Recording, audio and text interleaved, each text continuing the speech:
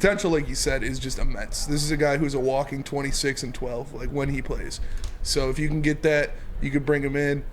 It would be, him and Jalen Duren, like, it would be one of the most explosive front courts in the NBA.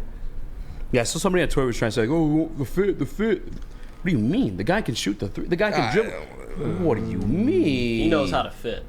If he does do that, by the way. Zinga!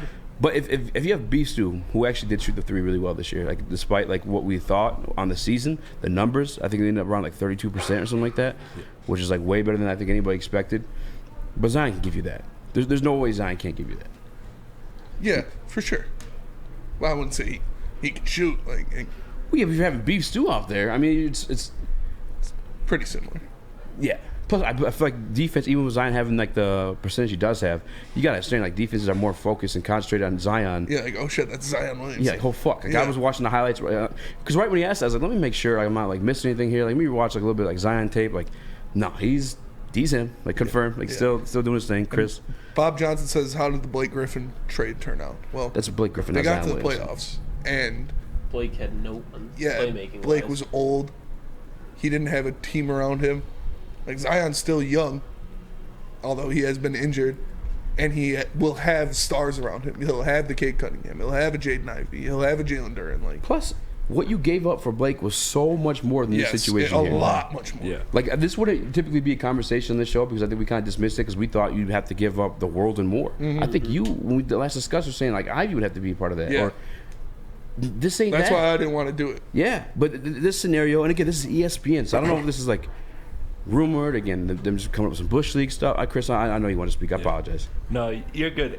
I don't buy it as a real trade, but even if it was, like, I get why people would do it because it is a home run value. A lot like the people that argue the Bradley Beal trade because all you gave up really was Landry, Shaman, and a bunch of second round picks because Chris Paul didn't even play for you in the playoffs. So like I get that argument, but at the end of the day, I'm just building a team that I want guys that I am confident in can play 100-plus games in a year because that's what it takes to win a championship. And in a 100-plus game season, you cannot expect more than 40 games from Zion. You can't. Like Chris, there's no way. I get that. Chris, real quick, who won the MVP this year? Joel Embiid. How did his career start?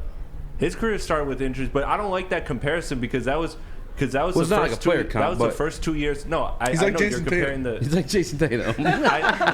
You're comparing the first 2 years of Embiid where he was shut down and Philly was shutting him down. Those weren't even too serious of injuries. They were more so just precautious so they could tank. Like Zion is legitimately with his size and weight has not been able to stay on the court despite the organization begging for him. Last year they were begging for him to come back and he still didn't come on the court because he just wasn't able to get in shape. Came somewhere else. Exactly. Like, a couple other places. There's just a lot of stuff too, like off the court stuff and he's young, he can grow. I'm not saying that doesn't exist, but to me, I wouldn't take the risk, even though I know it's very little for a guy of that caliber.